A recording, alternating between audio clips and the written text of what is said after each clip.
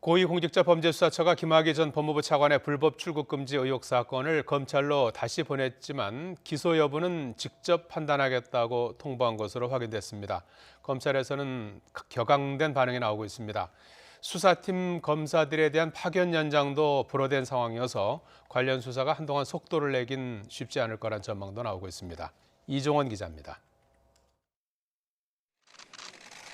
김진욱 공수처장은 김학의 전 법무부 차관의 불법 출국 금지 의혹 사건을 검찰로 재이첩하면서 현실적인 여건을 이유로 들었습니다. 현실적으로 본격적으로 수사할 수 없는 입장이기 때문에 그러면서 검사 채용 등 조직 구성이 완료되면 사건을 다시 가져올 수 있다는 뜻도 내비쳤습니다.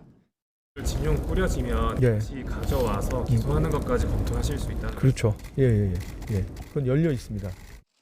그런데 확인 결과 검찰 수사가 완료되면 기소 여부는 공수처가 판단하겠다는 뜻을 명확히 한 별도의 공문을 검찰에 발송한 것으로 파악됐습니다.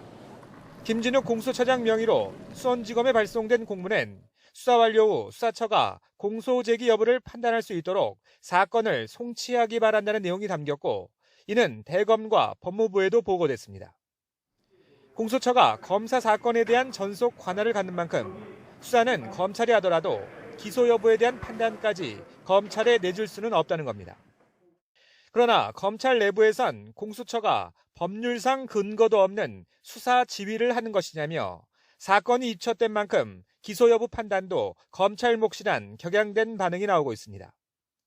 일단 수사팀은 이성윤 서울중앙지검장과 이규원 전 대검 과거사 진상조사단 검사에 대한 강제 수사를 검토하고, 차규근 법무부 출입국 본부장도 오는 16일 다시 불러 조사할 예정이지만 또 다른 암초도 만났습니다.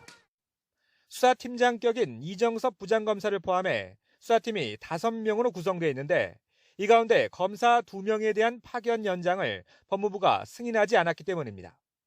법무부는 대검찰청이 애초부터 협의 없이 파견 명령을 한 것이라며 계속 갱신하려고 하는 점에 문제가 있어 파견 요청을 불허한 것으로 전해졌습니다. 관련 규정상 한 달 미만의 파견 명령은 총장 권한으로 가능하지만 한 달 이상은 법무부의 승인이 필요합니다. 공수처와 사건 이첩 문제가 깔끔하게 정리되지 않은 셈인데다 파견 검사 복귀란 또 다른 변수도 생기면서 관련 수사가 다시 속도를 내기까진 적지 않은 시간이 필요해 보입니다. YTN 이종원입니다.